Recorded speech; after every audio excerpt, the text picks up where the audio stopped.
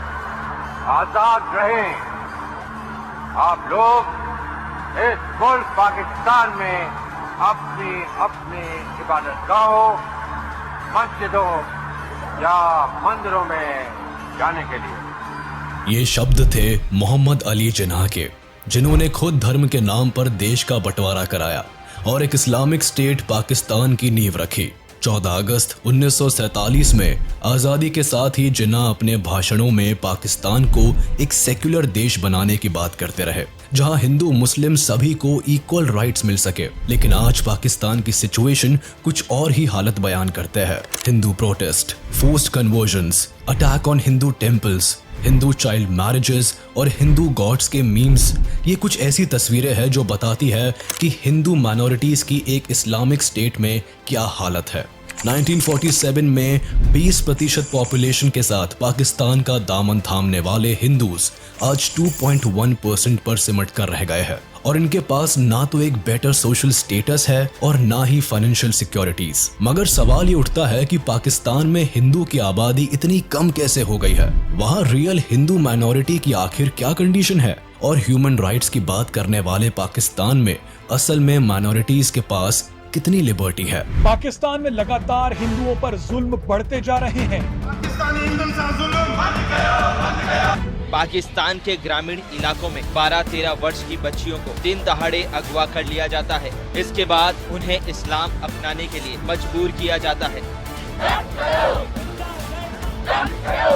इंसानियत दुश्मन हिंदू और सिख, मतलब इनकी नज़र में ये पहले ही बना हुआ है कि हिंदू और सिख जो होते हैं वो इंसानियत दुश्मन होते हैं। तो ये पूछते हैं कि अच्छा आप लोग शुरू से पाकिस्तान में रहते हैं तो कभी आप लोगों का इरादा नहीं हुआ कन्वर्ट होने का, या इस तरह के क्वेश्चंस करते हैं। मुस्लिम लीग की डिमांड पर ही 1947 में भारत पाकिस्तान का बंटवारा हुआ था। मोहम्मद अली जिन्नाह को 1940 से ही डर लगने लगा था कि कांग्रेस की रिप्रेजेंटेशन में भारत में मुसलमान माइनॉरिटीज के राइट्स को दरकिनार कर दिया जाएगा और एक हिंदू मेजॉरिटी नेशंस में मुस्लिम्स को सेम स्टेटस नहीं दिया जाएगा और इसीलिए मुसलमानों के लिए उन्होंने एक सेपरेट नेशन की नींव रखी। हालांकि पाकिस्तान की फॉर्मेशन धर्म के आधार पर जरूर हुई और इस देश की 80% आबादी मुसलमानों की रही, लेकिन आजादी के तुरंत बाद ही ये देश इस्लामिक रिपब्लिक नहीं बन गया।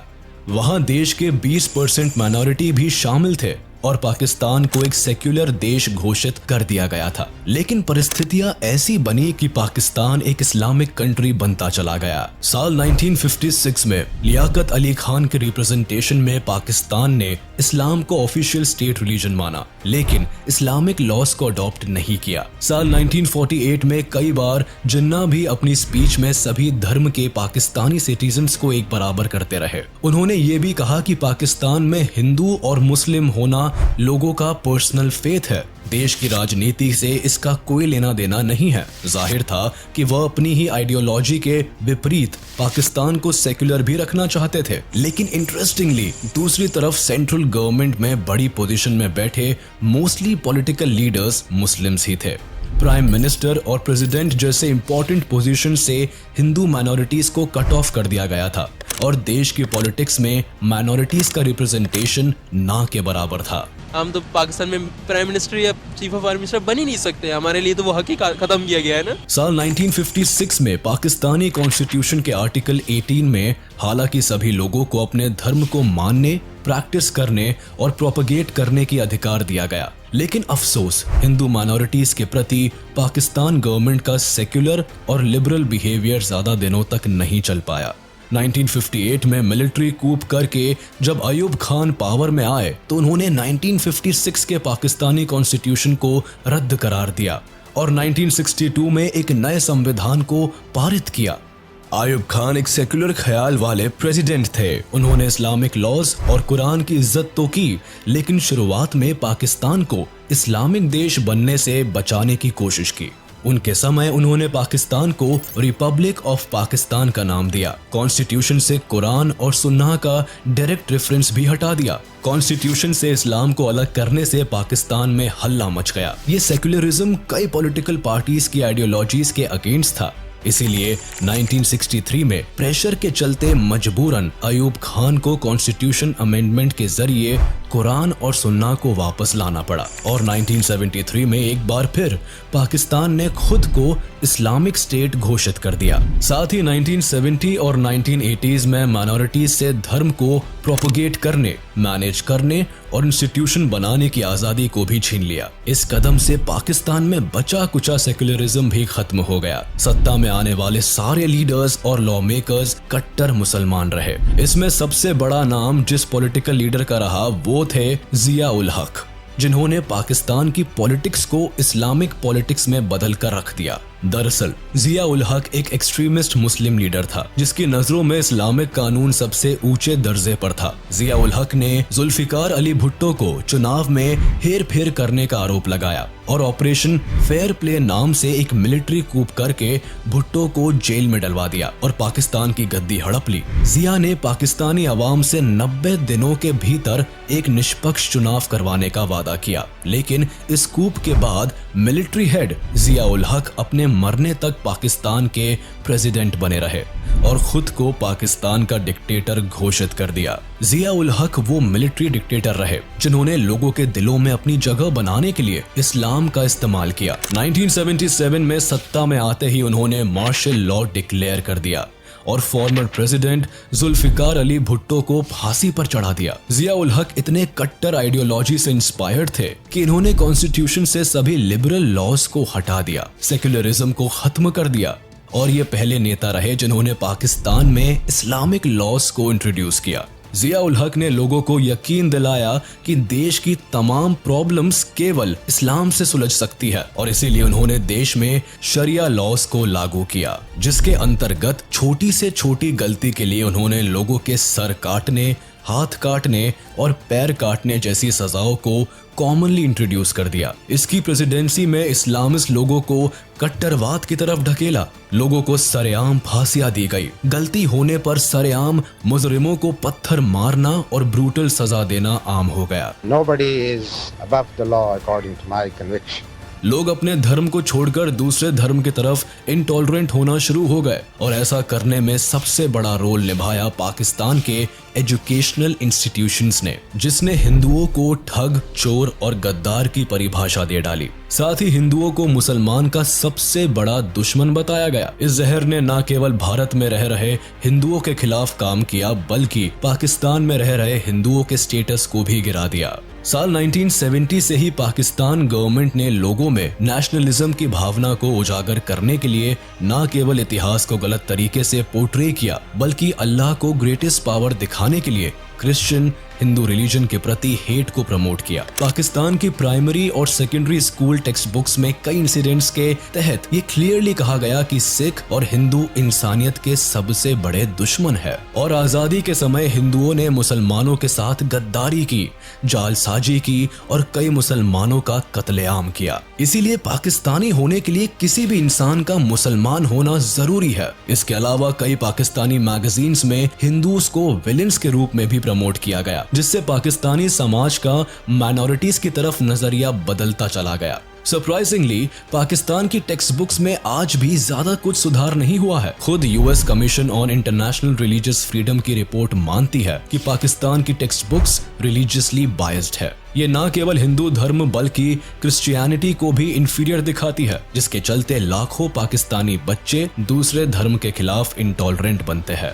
इसका सबूत हमें पाकिस्तान की 10th क्लास की उर्दू बुक में भी मिलता है, जिसमें ये लिखा गया है कि इस्लामिक कल्चर नॉन मुस्लिम लोगों के कल्चर से अलग है, इसीलिए हिंदू के साथ कोऑपरेट करना काफी मुश्किल है। इसके अलावा साइंस की किताबों में चार्ल्स डार्विन की थ्योरी ऑफ इवोल्यूशन को एक सिरे से नकारते हुए ये कहा गया है कि दुनिया और सभी जानवरों को बनाने वाला अल्लाह है।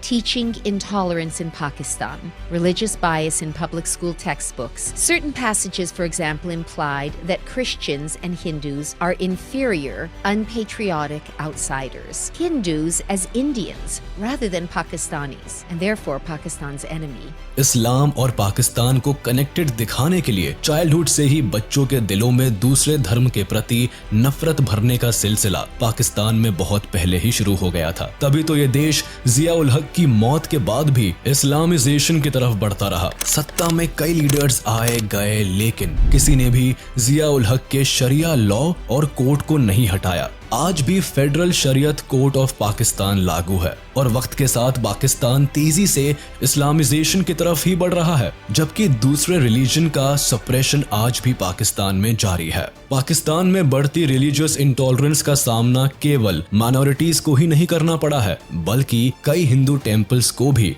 मुस्लिम्स की नफरत का शिकार होना पड़ा है। तभी तो पाकिस्तान में दशकों से कई हिंदू टेम्पल्स और गुरुद्वारों को तोड़ा गया है। इस नफरत की झलक हमें 1992 में भी देखने को मिली थी, जब 30 हिंदू टेम्पल्स को एक साथ डिमोलिश किया गया था और उसके बाद ये सिलसिला जारी रहा। साल 2020 में पाकिस्तान के करक डिस्ट्रिक्ट में करक टेम्पल को 1500 लोकल मुस्लिम्स की भीड़ ने मिलकर अटैक किया और मंदिर को सिर्फ इसीलिए जला दिया क्योंकि इस टेम्पल को एक्सपैंड करने की बात की जा रही थी। कुछ यही हाल 2021 में भोंग सिटी में मौजूद हिंदू टेम्पल का भी हुआ था, जिसे कट्टर मुस्लिम की भीड़ ने तोड़ा और भगवान की मूर्तियों को पूरी तरह डिस्ट्रॉय कर दिया। मंदिरों को तोड़ने और आग लगाने की एक घटना केवल 1 या 2 मंदिर तक ही सीमित नहीं है, बल्कि रिपोर्ट्स बताती है कि 1947 में पाकिस्तान में 400 से भी ज्यादा हिंदू मंदिर हुआ करते थे, जिनकी अपनी मान्यता थी, लेकिन आज उनमें से ज्यादातर मंदिर को जलाकर राख कर दिया गया है। पाकिस्तान में पेट्रियोटिज्म को इस्लाम से इस हद तक जोड़कर देखा जाता है कि सालों से उसी देश में रहने वाले पाकिस्तानी हिंदू और सिखों को एंटी नेशनल और ट्रेटर्स की नजर से देखा जाता है। हालात इस कदर खराब है कि पार्टीशन के टाइम पाकिस्तान में हिंदू की पॉपुलेशन 20% थी, आज वो सिमट कर 2.1% रह गई है, जिसमें ज्यादातर हिंदू आबादी पाकिस्तान के सिंध प्रोविंस में ही है और वहाँ भी उनके हालात कुछ ज्यादा खास नहीं है। एक्सट्रीम रिलीजियस डिस्क्रिमिनेशन के चलते हिंदू के कन्वर्जन, किडनैपिंग और मर्डर की खबरें सामने आती है। खुद पाकिस्तान हिंदू काउंसिल के चीफ डॉक्टर रमेश कुमार वांकवानी इस बात को मानते हैं। कन्वर्जन, किडनैपिंग से बचने के लिए कई पाकिस्तानी हिंदू को अपने ही देश से माइग्रेट होना पड़ता है। अपने ही मदरलैंड में उन्हें कई समस्याओं से जूझना पड़ता है, जिसमें सबसे बड़ी प्रॉब्लम फोर्स्ड कन्वर्जन की है। पाकिस्तान में ऐसे कई मामले हैं जहां हिंदू, क्रिश्चियन और सिख लोगों को सोशल स्टेटस, फाइनेंशियल सिक्योरिटी और जॉब अपॉर्चुनिटीज के बदले मुस्लिम रिलीजन अपनाने का दबाव बनाया जाता है। ये न केवल पूरे हिंदू परिवार के साथ होता है, बल्कि 12 से 13 साल की नाबालिग लड़कियों को भी जबरन मुस्लिम लड़कों से शादी कर मुसलमान धर्म अपनाने के लिए दबाव बनाया जाता है। हालांकि इस्लाम में फोर्स्ड कन्वर्जन और फोर्स्ड मैरिज को पूरी तरह प्रोहिबिटेड बताया है, लेकिन पाकिस्तान में माइनॉरिटी के खिलाफ फोर्स्ड कन्वर्जन एक सीरियस इशू बन चुका है। साल 2022 में भी एक ऐसा मामला देखने को मिला था जहां 18 साल की एक हिंदू लड़की पूजा को वाशिद लशारी ने तंग किया, जो कि पॉलिटिकली एक पावरफुल मुस्लिम फैमिली से ताल्लुक रखता था। पूजा के परिवार को धमकी दी गई कि वह अपनी बेटी की शादी वाशिद लशारी से करा दे। इसके खिलाफ जब पूजा के परिवार ने पुलिस में कंप्लेंट लिखवानी चाही तो पुलिस ने शिकायत तक लिखने से मना कर दिया,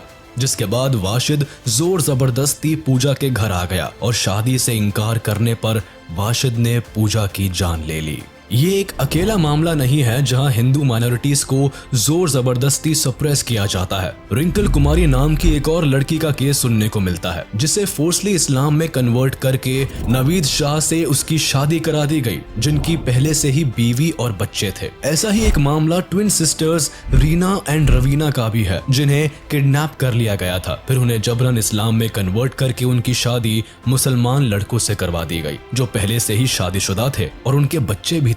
पाकिस्तान में कन्वर्जन की ये घटनाएं इतनी आम हो चुकी है कि यूएन ने भी इसके खिलाफ आवाज उठाई है। UK all party parliamentary group की रिपोर्ट्स भी खुद इस बात से परहेज नहीं करती है कि हर साल पाकिस्तान में 1000 से भी ज्यादा माइनॉरिटीज गर्ल्स का धर्म परिवर्तन करवाया जाता है और पुलिस इस मामले में कुछ नहीं करती और इन सभी मामलों को लव मैरिज का नाम देकर रफा दफा कर दिया जाता है। जहां एक तरफ फोर्स कन्वर्जन हिंदू माइनॉरिटीज के लिए सीरियस इशू है, वही कई हिंदू और क्रिश्चियन माइनॉरिटीज इसीलिए भी कन्वर्ट हो रहे हैं क्योंकि उनके पास कोई ऑप्शन नहीं है। एक बेटर सोशल स्टेटस, जॉब्स और इक्वालिटी के लिए उन्हें इस्लाम अपनाना पड़ रहा है। खास तौर पर इस तरह का कन्वर्जन गरीब हिंदू परिवार में देखने को मिलता है। भेदभाव की मार झेल रहे इन लोगों को अपने सर्वाइवल के लिए कदम उठाना पड़ता है। इसके विपरीत जो हिंदू अपने धर्म से जुड़े रहते हैं, उन्हें मॉब लिंचिंग जैसी एट्रोसिटीज से गुजरना पड़ता है। इसी का एक मामला साल 2016 में भी देखने सुनने को मिला जब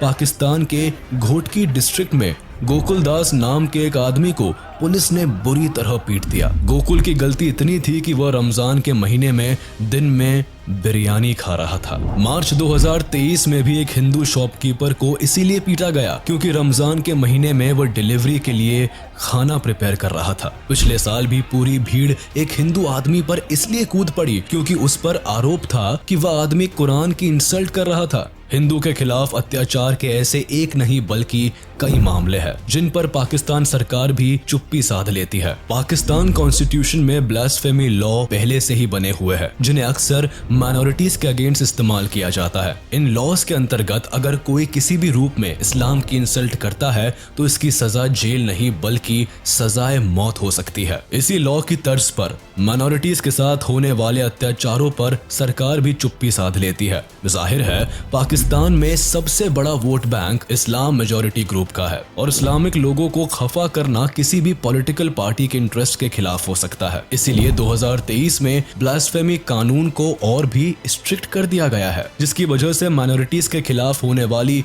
मॉब लिंचिंग के केसेस भी बढ़ सकते हैं। लेकिन हिंदू पाकिस्तानी अपने सामने सबसे बड़ी मुश्किल अभी भी धर्म परिवर्तन को देखते हैं जिसके खिलाफ उन्होंने हाल ही में आवाज भी उठाई है। मार्च 2023 में हिंदू, सिख और क्रिश्चियन माइनॉरिटीज ने मिलकर उनकी बेटियों के साथ होने वाले फोर्स्ड कन्वर्जन्स पर आवाज उठाई थी। उनकी मांग थी कि इसके खिलाफ सरकार एक स्ट्रॉन्ग बिल पास करे और हिंदू बहन बेटियों के साथ होने वाले इन अत्याचारों पर रोक लगाई जाए। उनकी इस मांग को यूएन ने भी सपोर्ट किया है और उसे ह्यूमन राइट्स वायोलेशन भी करार दिया है। लेकिन पाकिस्तान अभी तक फोर्स्ड कन्वर्जन्स के खिलाफ कोई भी एक्शन लेने में असफल रहा है। पाकिस्तान की सत्ता में बैठे प्राइम मिनिस्टर माइनॉरिटीज के लिए अक्सर इक्वल राइट्स की बात तो करते हैं। यहाँ पर जो सरदार है ननकाना के अजीम पाकिस्तानी हैं, ये सरदार आइन में इनके भी बराबर के हकूक हैं और कई कमिटीज बनाने का वादा भी करते हैं। लेकिन सरफेस पर उन कमेटी का इफेक्टिवली वर्क करना महज सपना ही रह जाता है। साल 2021 में भी Pakistan ministry of religious affairs ने हिंदू सिख माइनॉरिटीज के लिए 2 कमेटी बनाई थी। एक पाकिस्तान हिंदू मंदिर मैनेजमेंट कमेटी और दूसरी पाकिस्तान सिख गुरुद्वारा मैनेजमेंट कमेटी, जिनका काम माइनॉरिटी कम्युनिटीज के टेम्पल्स और गुरुद्वारों की रक्षा करना है। लेकिन इन कमिटीज के पास ना तो अभी तक प्रॉपर स्टाफ है, ना ही बजट है और ना ही इनकी रिस्पॉन्सिबिलिटीज तय की गई है। कुल मिलाकर पाकिस्तानी हिंदूज के एनकरेजमेंट और बेटर स्टेटस के लिए सरकार की तरफ से ना तो कोई सीरियस एफर्ट देखे गए हैं और ना ही कोई स्ट्रिक्ट एक्शन लिए गए हैं। इनका रिप्रेजेंटेशन ना केवल हमें पाकिस्तानी सत्ता से गायब मिलता है बल्कि पाकिस्तानी सिनेमा, म्यूजिक और आर्ट में भी हिंदू माइनॉरिटीज का रिप्रेजेंटेशन नहीं के बराबर देखने को मिलता है। ऐसा नहीं है कि पाकिस्तान में सभी हिंदू माइनॉरिटीज की सिचुएशन खराब है। कई हिंदूज पाकिस्तान को नेशनल लेवल पर रिप्रेजेंट करते भी नजर आते हैं। इसका सबसे बड़ा उदाहरण दीपक पेरवानी है, जो न केवल पाकिस्तान के टॉप फैशन डिजाइनर है बल्कि कल्चरल एम्बेसडर भी रह चुके हैं। इसी तरह अनिल दलपत भी अपने देश के लिए क्रिकेट खेल चुके हैं। वहीं सतीश आनंद भी पाकिस्तान फिल्म इंडस्ट्री का एक बड़ा नाम है। पाकिस्तान के कराची और लाहौर में ऐसी कई जगह है जहां होली और दिवाली फेस्टिवल की रौनक भी देखने को मिलती है। लेकिन ये सभी शख्सियत एक रिच हिंदू बैकग्राउंड से ताल्लुकात रखते हैं और एक केवल पाकिस्तान की एक लिबरल साइड को दिखाते हैं। वही पाकिस्तान का ही सिंध प्रोविंस हिंदू माइनॉरिटीज की एक बड़ी पॉपुलेशन को दिखाता है जो आज भी गरीबी में जीने को मजबूर है और उनके खिलाफ होने वाली एट्रोसिटीज भी काफी ब्रूटल है। कई इंटरनेशनल ऑर्गेनाइजेशन भी पाकिस्तानी सोसाइटी को माइनॉरिटीज के साथ होने वाले भेदभाव के लिए क्रिटिसाइज करता रहता है, लेकिन इसकी जड़ पाकिस्तान के समाज में पल रही वो हेट है जो खुद वहाँ के पॉलिटिकल लीडर्स ने डाली है। इस देश में पॉलिटिकल लीडर्स का मजाक उड़ाने के लिए हिंदू भगवानों का सहारा लिया जाता है और उन्हें गलत तरह से पेश किया जाता है। इमरान खान और बाकी पॉलिटिकल लीडर्स को हिंदू भगवान के रूप में दर्शाना ये दिखाता है कि पाकिस्तान के लोगों के लिए हिंदू रिलीजन की क्या इमेज है और किस हद तक पाकिस्तानी सोसाइटी में माइनॉरिटीज को लो लेवल पर रखा जाता है। इसका एक कारण पाकिस्तान का केवल एक ही धर्म से इंटरलिंक्ड होना और एक ही धर्म को सुपीरियर बताना भी है। इस होड़ में पाकिस्तान आज उस कगार पर खड़ा है जहां न केवल माइनॉरिटीज एक सप्रेस लाइफ जीने को मजबूर है, बल्कि ये देश किडनैपिंग, फोर्स कन्वर्जन, कट्टरवाद और माइनॉरिटीज के खिलाफ होने वाले क्राइम का गढ़ बनता जा रहा है। इसी के साथ हम आपसे विदा लेते हैं। उम्मीद है आपको ये वीडियो जरूर पसंद आया होगा। आप इस वीडियो को अपने दोस्तों के साथ शेयर करना बिल्कुल भी ना भूले। साथ ही चैनल को सब्सक्राइब